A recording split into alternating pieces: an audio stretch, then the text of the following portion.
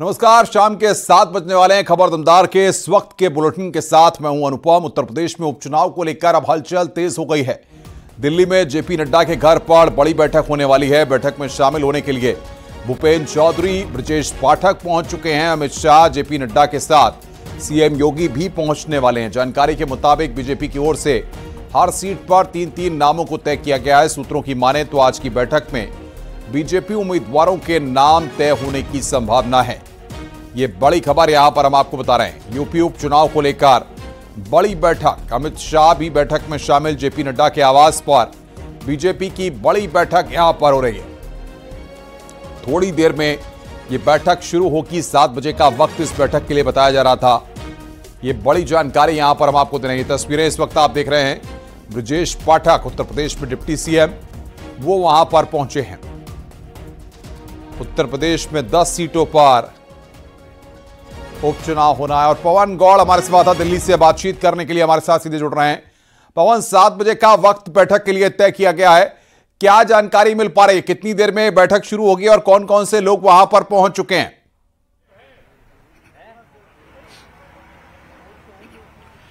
देखिए, अब से थोड़ी देर के अंदर ये बैठक जो है बीजेपी अध्यक्ष जेपी नड्डा के आवास पर शुरू हो जाएगी। उत्तर प्रदेश के अध्यक्ष भूपेन्द्र चौधरी और उत्तर प्रदेश के दोनों उप मुख्यमंत्री यानी ब्रजेश पाठक और केशव प्रसाद मौर्य वो यहां बीजेपी अध्यक्ष जेपी नड्डा के आवास पर पहुंच गए हैं। अब से थोड़ी देर के अंदर जो संगठन महामंत्री है प्रदेश के धर्मपाल, वो भी यहां पहुंच जाएंगे और मुख्यमंत्री योगी आदित्यनाथ भी यहां पहुंच जाएंगे। उसके बाद में बैठक जो है वो शुरू हो जाएगी। अगर बैठक के एजेंडे की बात करें तो इसमें उपचुनाव को लेकर चर्चा होगी। 2 मुद्दों को लेकर चर्चा होनी है। पहला मुद्दा यह है कि क्या बीजेपी 10 की 10 सीट पर चुनाव लड़ेगी या सहयोगियों को भी कुछ सीट उस पर देगी, उसको लेकर फैसला होना है। उसके साथ साथ जितनी सीटों पर बीजेपी चुनाव लड़ेगी उनको जो एक पैनल बन के आया है उत्तर प्रदेश से, उन सब पैनल पर जो नाम आए हैं उनमें से फाइनल कर लिया जाएगा, यानी आखिरी मोहर लगा दी जाएगी। हालांकि लिस्ट जो है वो अगले कुछ दिन बाद बीजेपी अपनी जारी करेगी, लेकिन जो नाम होंगे उपचुनाव में उम्मीदवार के, उस पर आज नाम फाइनल कर दिए जाएंगे। यानी कि अब से थोड़ी देर के अंदर उत्तर प्रदेश में होने वाले उपचुनाव को लेकर बीजेपी की दिल्ली में एक बड़ी बैठक शुरू होने वाली है। पवन, लेकिन सबसे बड़ी बात यह कि 10 सीटों पर उपचुनाव है। 3-3 नामों का पैनल तैयार किया गया है। कैटेगराइजेशन किस तरीके से होगा? समीकरण क्या होगा? जिताऊ, टिकाऊ या फिर जातिगत समीकरणों को साथ करके सारे फैक्टरों को ध्यान में रख के फाइनल मोहर लगाई जाएगी।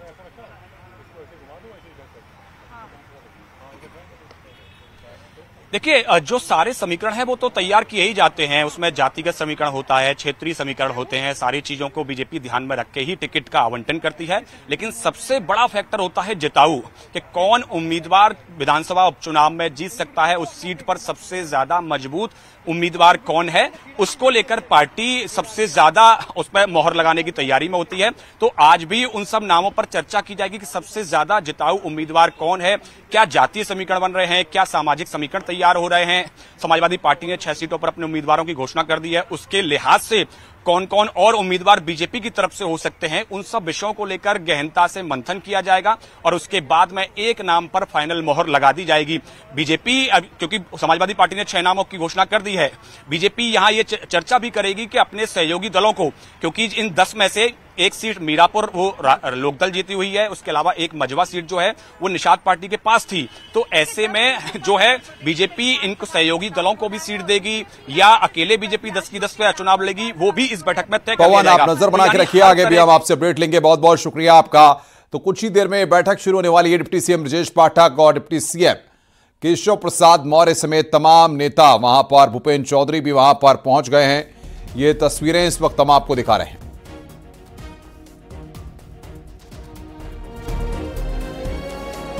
तो उत्तर प्रदेश में 10 सीटों पर उपचुनाव होना है। उम्मीदवारों के नाम तय होने की संभावना है। 3-3 नामों का पैनल बनकर आज की इस बैठक में जा रहा है और इस बैठक में केशव प्रसाद मौर्य की तस्वीर इस वक्त आप देख रहे हैं। कांग्रेस अध्यक्ष मल्लिकार्जुन खड़गे के बयान पर बीजेपी अध्यक्ष जेपी नड्डा ने बड़ा निशाना साधा है। उन्होंने खड़गे के बयान को हताशा वाला बताया और कांग्रेस से कई सवाल किए हैं। उन्होंने कहा कि हार से कांग्रेस का पूरा टॉप लीडरशिप सदमे में है। खड़गे वैचारिक दिवालियापन के शिकार हो चुके हैं।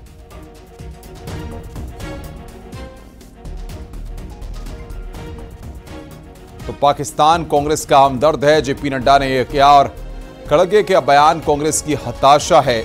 हार से कांग्रेस की टॉप लीडरशिप सदमे में है।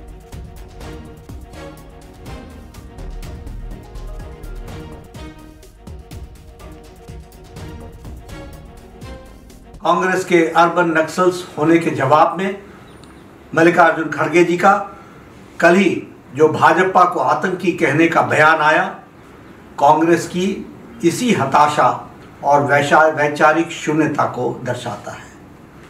ऐसा प्रतीत होता है कि कांग्रेस लगातार हार की खींच से उनका पूरा टॉप लीडरशिप सदमे में है।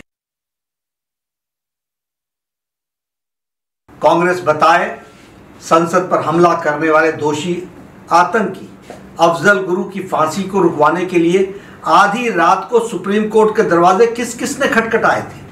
कांग्रेस बताए सर्जिकल स्ट्राइक और एयर स्ट्राइक पर सवाल किसने उठाए थे। कांग्रेस बताए कि प्रधानमंत्री मोदी जी के हत्या की साजिश रचने वाले अर्बन नक्सलियों के समर्थन में कौन खड़ा हुआ था। कांग्रेस बताए हर दिन भारत के खिलाफ साजिशें रचने वाला पाकिस्तान कांग्रेस का हमदर्द कैसे है। कांग्रेस बताए जब डोकलाम में हमारे सैनिक अपनी सीमा की रक्षा के लिए जुटे हुए थे तो आधी रात को चीनी दूतावास में कौन गया था, कौन वहां चीनी दूतावास में वार्तालाप कर रहा था। दरअसल खड़गे ने पीएम मोदी के अर्बन नक्सल वाले बयान पर पलटवार करते हुए कहा था कि उनकी पार्टी टेररिस्ट की पार्टी है। जो लोग माइनॉरिटी को धमकाते और लिंचिंग करते हैं उनका वो समर्थन करते हैं, वे देश की बात नहीं करते हैं। अब तक तो चुप बैठे थे, थोड़ा अब जान मिलने के बाद बोलते हैं। तो अर्बन नक्सल तो जो बुद्धिवादी है प्रोग्रेसिव उसको अर्बन नक्सल बोलना, कांग्रेस है उसको बोलना, ये उनकी आदत है। वो खुद ही क्या है बोले तो उनकी पार्टी टेररिस्ट की पार्टी है। लिंचिंग करते हैं, मारते हैं, शेड्यूल कास्ट के लोगों के मुंह में पेशाब करते हैं, ट्राइबल लोगों को लाके रेप करते हैं। तो टेररिस्ट पार्टी तो उनकी है। आगे बढ़ते हैं। नगीना सीट से एसपी के सांसद चंद्रशेखर आजाद ने अमन गौतम के परिवार से लखनऊ में मुलाकात की। उन्होंने अमन गौतम के परिवार को इंसाफ और मुआवजा देने की मांग की है। जुआरियों पर दबिश के दौरान पुलिस ने अमन को पकड़ा था, जहां उसकी मौत हो गई थी। परिवार ने पुलिस पर हत्या का आरोप लगाया है।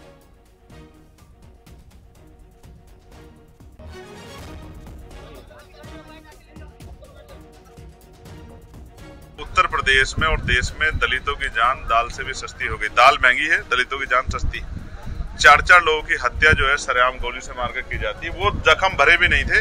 एक नया जख्म जो है उत्तर प्रदेश में मिला, जहां पुलिस के द्वारा अमन की हत्या कर दी गई। मैंने मामले की न्यायिक जांच की मांग की। एफआईआर हो गई है और एफआईआर के लिए आप समझिए परिवार को सड़कों पे आना पड़ा, जबकि ये काम पुलिस का था, जबकि ये काम सरकार का था कि वो परिवार के आंसू पहुंचते। अभी भी नारे तो बहुत लगते हैं, कहीं पीडीए का लगता है, कहीं बटेंगे और कटेगा नारा लगता है, लेकिन मुझे नहीं लगता कि इस परिवार का सुध जो है अब कोई आगे लेने वाला। इसलिए मैं अपनी जिम्मेदारी अदा कर रहा हूं और मैं आपको आश्वस्त करता हूं जब तक इनको न्याय नहीं मिलेगा हम लोग संघर्ष करते रहेंगे। समाजवादी पार्टी के प्रतिनिधिमंडल ने भी लखनऊ में अमन गौतम के परिवार से मुलाकात की। समाजवादी पार्टी के प्रवक्ता अनुराग भदौरिया के नेतृत्व में प्रतिनिधिमंडल अमन के घर पहुंचा। पीड़ित परिवार को इंसाफ दिलाने के लिए समाजवादी पार्टी ने हर मुमकिन मदद का भरोसा दिया है। पीड़ित परिवार की शिकायत पर एक पुलिसकर्मी समेत अज्ञात पर मुकदमा दर्ज किया गया है।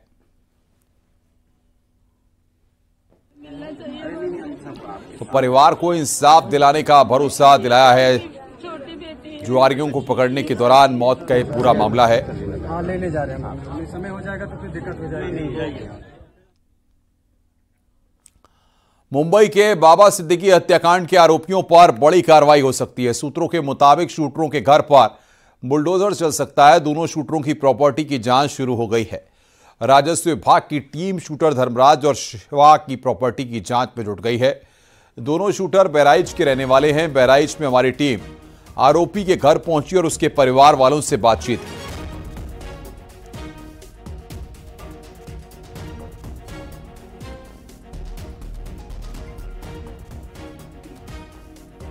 मुंबई की राजनीति से लेकर रुपहले पर्दे तक बराबर दखल रखने वाले बाबा सिद्दीकी के मर्डर के तार उत्तर प्रदेश के बहराइच से जुड़ गए हैं।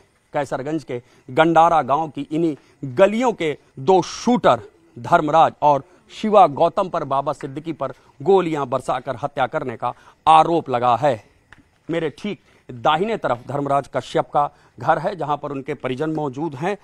अभी भी जो सबसे बड़ा सवाल यही है कि धर्मराज कश्यप बालिग है या नाबालिग है। मुंबई कोर्ट में लगातार ये सवाल भी पूछा गया है। कल सुबह तक ये साफ हो जाएगा जब स्कूल खुलेगा। हालांकि आधार कार्ड में उसकी उम्र 18 साल से ऊपर की है। शिवा गौतम का घर यहां से 200 कदम की दूरी पर है। जो बताया गया है उसके मुताबिक शिवा गौतम बीते 4 साल से पुणे में काम कर रहा था और 2 महीने पहले ही धर्मराज गया था वहां पर शिवा गौतम के साथ काम करने के लिए। धर्मराज के पिता हमारे साथ हैं। धर्मराज कब गए हैं पूना नौकरी करने? धर्मराज 2-3 महीना हो गया सर। 2-3 महीने। यहाँ उनके खिलाफ कभी कोई शिकवा शिकायत मुकदमा? कुछ नहीं। कोई मुकदमा कुछ नहीं? कोई मुकदमा नहीं था। कभी पुलिस आई हो, पकड़े हो किसी? कभी। वो ऐसा बच्चे नहीं रहा, बिल्कुल साधारण बच्चा है बिल्कुल। अब बाहर गए साहब तो हम कहा नहीं क्या किया क्या नहीं किया, हम यहाँ बैठे हैं। धर्मराज की उम्र क्या होगी?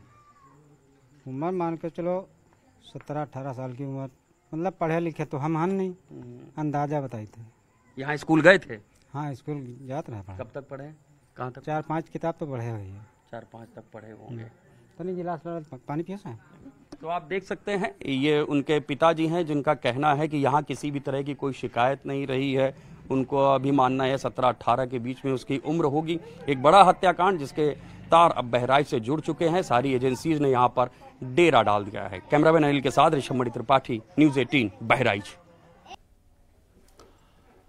कौशाम्बी में मूर्ति विसर्जन में कल हुए बवाल का मामला थमा नहीं है। आज फिर 2 समुदाय में झड़प हुई। गांव में अभी भी भारी तनाव का माहौल है। भारी पुलिस फोर्स और पीएसी तैनात की गई है। मंजनपुर थाना के बलीपुर गांव की घटना है। एडीजी, आईजी, डीएम और एसपी मौके पर पहुंचे और दोनों समुदाय के लोगों से बातचीत की है।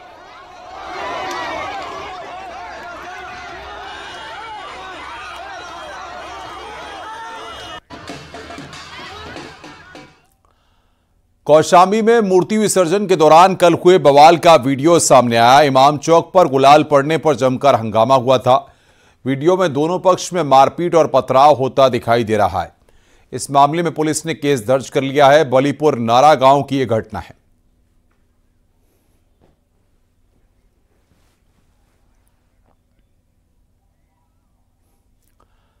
कौशाम्बी में दुर्गा प्रतिमा पर पत्थरबाजी मामले में सियासत तेज हो गई है। यूपी ओबीसी आयोग के सदस्य फुलबदन कुशवाहा ने स्वामी प्रसाद मौर्य पर पलटवार किया है।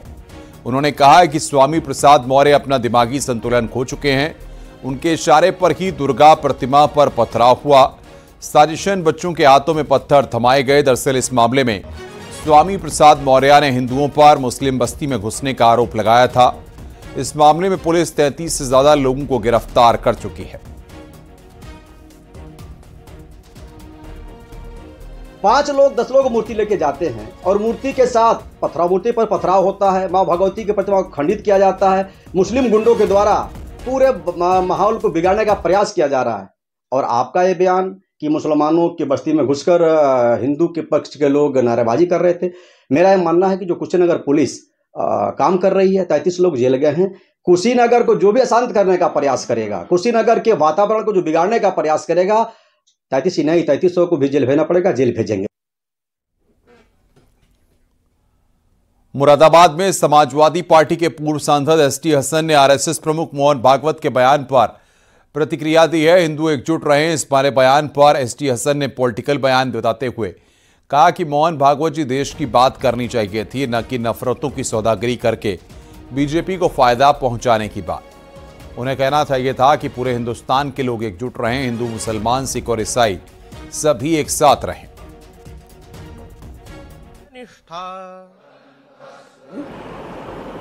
मोहन भागवत जी को तो ये कहना चाहिए था कि पूरे हिंदुस्तान के लोग एकजुट रहें, हिंदू, मुस्लिम, सिख, ईसाई सब एकजुट रहें। इस वक्त दुनिया पे तीसरी जंग अजीम का ख़तरा मंडरा रहा है। अस्तित्व का सवाल हैगा दुनिया के। तो इस वक्त भी आप हिंदू मुसलमान करने से बाज नहीं आ रहे। क्या मुसलमान एकजुट ना रहें, सिख भाई एकजुट ना रहें, ईसाई भाई एकजुट ना रहें, सिर्फ हिंदू भाई एकजुट रहें? अब तो इन चीज़ों से बाज आ जाइए। हम सबको एकजुट होना है, अपने देश के लिए होना है। बहराइच में मूर्ति विसर्जन के दौरान पत्थरबाजी की घटना सामने आई है। विशेष समुदाय के लोगों पर मूर्ति पर पत्थरबाजी का आरोप लगाया, उपद्रव में गोली भी चली है। इस घटना में एक की मौत हुई है। मैसी इलाके के महराजगंज बाजार का यह पूरा मामला है। तो घटना में एक की मौत हुई है। विशेष समुदाय पर पत्थर फेंकने का आरोप है। बड़ी खबर बहराइच से इस वक्त हम आपको बता रहे हैं। मूर्ति विसर्जन के दौरान बवाल हुआ है। विशेष समुदाय पर पत्थर फेंकने का आरोप लगा है। और बातचीत करने के लिए हमारे संवाददाता अखिलेश इस वक्त हमारे साथ फोन लाइन पर जुड़ रहे हैं। अखिलेश, क्या निकलकर पूरे मामले में सामने आया और फिलहाल क्या स्थिति इस वक्त मौके पर है? देखिए, मूर्ति विसर्जन के दौरान ये घटना हुई है। विसर्जन के लिए लोग मूर्ति को ले जा रहे थे, आज विसर्जन होना था। और जब ये लोग महाराजगंज बाजार पहुंचे तो वहां विशेष समुदाय के लड़के ने एक डीला जो है मार दिया, मूर्ति पे लग गया। उसके बाद उपद्रव फैला और उसके बाद तोड़फोड़ हुई है, कुछ लोगों ने किया है। उसके बाद एक लड़का जो था उसको कुछ लोग, विशेष समुदाय के लोग अपने घर में ले गए, उसको गोली मार दिया। उसके सीने पे गोली लगी थी। उसको तत्कालीन जो है वहां स्थानीय पुलिस जो उसको लेके गई बहराइच मेडिकल कॉलेज, वहां भर्ती कराया। उसका ट्रीटमेंट शुरू हुआ लेकिन उसकी मौत हो गई। अब उसके बाद मौके पे तनाव फैला हुआ है और अन्य जो बहराइच की अन्य मूर्तियां हैं सबने विसर्जन करने से मना कर दिया है। मौके पर पुलिस फोर्स तैनात है। एडिशनल एसपी पवित्र मोहन त्रिपाठी भी मौके मौजूद हैं। लोगों को मनाने की कोशिश की जा रही है, लेकिन जो जिले के अन्य मूर्तियां हैं जो विसर्जित करने के लिए जा रही थी सबने रोक रखा है। और सबका कहना है कि जो आरोपी हैं उनको गिरफ्तार किया जाए, उनके खिलाफ कठोर कार्रवाई की जाए। तो ये पहले जो शुरुआत हुई है विशेष समुदाय की तरफ से शुरुआत हुई थी और उसके बाद अब जो उपद्रव फैला है, पुलिस हालांकि मौके पर भी शांति व्यवस्था कायम है लेकिन तनाव का माहौल है क्योंकि गोलीकांड हुआ है। इसमें एक लड़के की, हिंदू समुदाय के लड़के की मौत हुई है। तो जाहिर सी बात है जिले में तनाव का माहौल है इस समय। बिल्कुल, बहुत बहुत शुक्रिया आपका हमारे साथ जुड़ने के लिए और बातचीत करने के लिए। अखिलेश हमारे संवाददाता इस वक्त की बड़ी खबर पर हमें अपडेट दे रहे थे।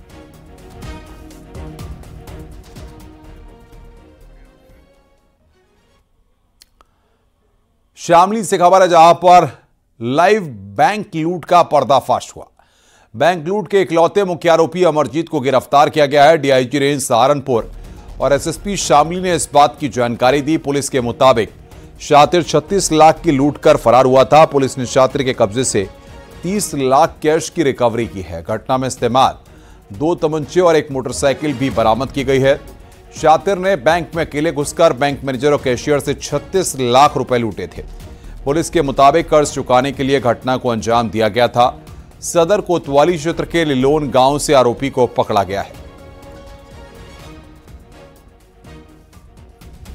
1 तारीख को एक्सिस बैंक के मैनेजर ने सूचना दी थी कि उनके बैंक में एक व्यक्ति वेपन लेकर गया हुआ था और उसने 40 लाख रुपए की लूट की है। ये बैंक में गया 1 तारीख को 2 तमंचे लेकर, एक कागज पर लिखकर इसने बैंक मैनेजर को दिया कि हमें पैसों की जरूरत है 40 लाख की, या तो मैं आप पैसे दे दो, नहीं तो मैं सुसाइड करूंगा या आपको गोली मार दूंगा। इसके बाद बैंक मैनेजर ने कैशियर से मंगाकर 40 लाख रुपए इसे दिए। इवन मास्क लगाने के साथ साथ इसने टेप भी अपनी नाक पर लगाया था ताकि पहचान किसी भी हालत में हो ना सके। पूरी सतर्कता इसने बरती थी। ये पुलिस टीम की एक बड़ी उपलब्धि है। सर, और लोग भी इसमें शामिल थे क्या? अभी तक की पूछताछ में इसने केवल अपनी संलिप्तता बताई है। चूंकि अभी इन्हें न्यायालय के समक्ष प्रस्तुत करना है तो रिमांड पर हम लोग लेंगे और बाकी पूछताछ होगा, जो भी डिटेल होगी वो आप लोगों से हम लोग शेयर करेंगे। आगरा से खबर है जहां पर बीते दिनों हुए डबल हत्याकांड का पुलिस ने खुलासा किया है। पुलिस ने एक महिला समेत 4 आरोपियों को गिरफ्तार किया। हत्या में इस्तेमाल हथियार भी बरामद किया गया है। बता दें कि बीते दिनों थाना खंदौली क्षेत्र में जमीन के विवाद में एक ही परिवार के 2 पक्ष आमने सामने आ गए थे। विवाद में लाठी डंडे चले और कुल्हाड़ी से हमला किया गया, जिसमें एक व्यक्ति की मौत हुई तो दूसरे की इलाज के दौरान जान चली गई। अब पुलिस ने हत्याकांड में शामिल 4 आरोपियों को गिरफ्तार किया है। देखिए, इसमें 8 अक्टूबर को एक घटना हुई थी, ग्राम पूरा लोधी और थाना खंदौली में पड़ता है। इसमें चचेरे तहेरे 2 पक्ष थे और उनके बीच में ट्रैक्टर को निकालने को लेकर विवाद हुआ था। मृतक पक्ष है रघुवीर और सतपाल, इन लोगों की डेथ हुई थी और माता और भाई इनके घायल हुए थे। और ये जो दूसरा पक्ष जो गिरफ्तार किया गया है, ये लोग मना कर रहे थे ट्रैक्टर ले जाने। इस क्रम में थान सिंह को हमने उसी दिन गिरफ्तार करके जेल भेज दिया था। बदायूं से खबर है जहां पर मारपीट में घायल महिला की इलाज के दौरान मौत हो गई। मृतका के परिवार ने मुस्लिम समुदाय के लोगों पर मारपीट का आरोप लगाया। ये घटना 10 अक्टूबर की है, जहां हजरतपुर थाना क्षेत्र में दो समुदायों के बच्चों में हुए विवाद के बाद बवाल हुआ था। अब पुलिस मामले की जांच पड़ताल में लगी हुई है। इस घटना में पुलिस पर भी लापरवाही का आरोप लगा है। बच्चों में लड़ाई भाई कब हुई थी? 10 तारीख को। अच्छा, फिर तो बच्चों में हम बाजरा काट रहे थे, आप उन्होंने नंगा करके खूब मारा है। अच्छा, हाँ। किसने मारा? उनके गुड्डू के घर वाले ने। कौन लोग हैं ये? मुसलमान लोग। मुस्लिम? हाँ। अच्छा, फिर हम प्रधान ने हमें खबर करी कि तुम जल्दी आ जाओ और अपनी जा देखो आप। तो हम भाज गए, अड्डा पर गए, तो अड्डा पे थे हम आए। तब हम देखो थाने थे, दीवान जी अड्डे पे हमें लेके आए। फिर यहाँ ढीलोवाई जहाँ में।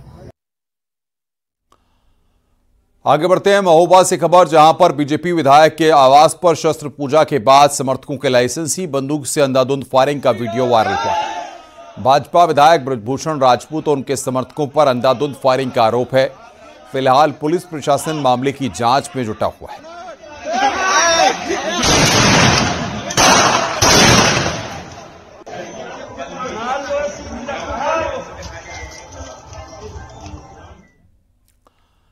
बदायूं में मछली पकड़ने के विवाद में एक युवक की पीट-पीटकर हत्या का आरोप लगाया। युवक को लाठी डंडों से पीट-पीटकर मौत के घाट उतारा गया। आनंद-फानन में युवक को अस्पताल में भर्ती कराया गया है, जहां उसकी मौत हो गई। दरअसल युवक अपने खेत के पास जाल लगाकर मछली पकड़ने का विरोध कर रहा था। घटना में 4 लोगों को नामजद किया गया है। पुलिस आरोपियों की तलाश में है। दातागंज थाना क्षेत्र के चापरकोरा रामगंगा के पास की घटना है।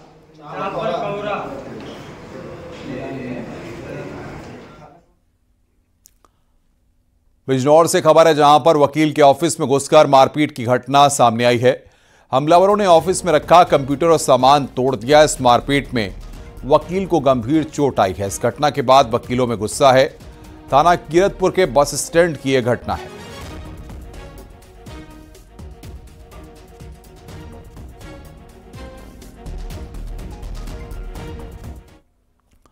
उन्नाव में तेज रफ्तार का कहर सामने आया। तेज रफ्तार बाइक डिवाइडर से टकरा गई। हादसे में बाइक सवार की मौत हो गई। 3 बाइक सवार राइडर्स वेस्ट बंगाल से लद्दाख जा रहे थे। हादसा आगरा लखनऊ एक्सप्रेसवे पर बांगरमऊ कोतवाली क्षेत्र में हवाई पट्टी पर हुआ। मैंने देखा ओवर स्पीड करने से ज़्यादा है, नॉन स्टॉप में एक ही स्पीड पे जाओ। मेरा गाड़ी 80-90 के पास थी, मैं वैसे ही चल रहा था। फिर थोड़ी देर आके ये जो पुल है ना, पुल के पास देखा कि एक बॉडी गिरी हुई है और डिवाइडर के अंदर मुंह था, इसलिए मैंने देखा नहीं। लेकिन थोड़ा आगे जाते ही बाइक दिखी, बाइक का नंबर देखा, फिर पता चला कि वो तो हमारे ही साथ है। फिर जाके घुमाया तो फिर देखा भैया ही थे, रोड पे कोई नहीं थे, इसलिए 112 पे फ़ोन कर दिया हेल्पलाइन नंबर पे और वो गाड़ी भेज दिया। वाराणसी में एक बार फिर 480 साल पुरानी परंपरा जीवंत हुई। नाटी इमली मैदान में भगवान राम का भरत से मिलाप हुआ, जिसको देखने के लिए भारी भीड़ उमड़ी। इस दौरान हर हर महादेव के उद्घोष से पूरी काशी गूंज उठी। बताया जाता है कि इस लीला को शुरू करने वाले मेघा भगत थे, जो कि तुलसीदास जी के समकालीन साहित्यकार माने जाते थे। इस लीला को देखने के लिए काशीराज परिवार के मुखिया कुंवर अनंत नारायण सिंह भी पूरे शाही ठाट बाट के साथ आते हैं। हर साल की तरह इस बार भी भीड़ पूरे उत्साह के साथ भरत मिलाप देखने पहुंची। श्री राम जय जय राम, ये लीला करीब 500 साल पुरानी है भैया, और संत मेघा भगत द्वारा ये प्रारंभ की हुई है। काशी की अति प्राचीन लीलाओं में से ये सबसे प्राचीन लीलाओं में से एक है। क्या होता है यहाँ पे आज? यहाँ पे जब भगवान राम रावण को मार के वापस अयोध्या को लौटते हैं तो भरत जी उनसे मिलने आते हैं, और वो यहीं पे राम लक्ष्मण भरत शत्रुघ्न का मिलाप होता है, उसी को भरत मिलाप बोलते हैं। वही लीला आज की है यहाँ। दिल्ली के भारत मंडपम पहुंचे पीएम मोदी ने पीएम गति शक्ति अनुभूति केंद्र का निरीक्षण किया। पीएम गति शक्ति योजना के 3 साल पूरा होने पर पीएम अचानक पहुंचे हुए थे।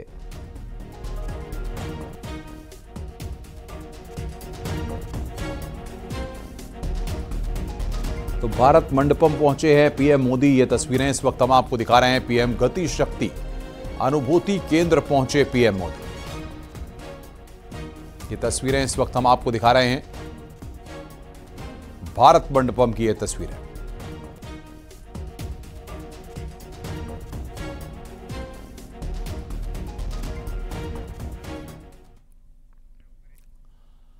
रुक रहे हैं एक और ब्रेक के लिए। खबरों का सिलसिला लगातार जारी है।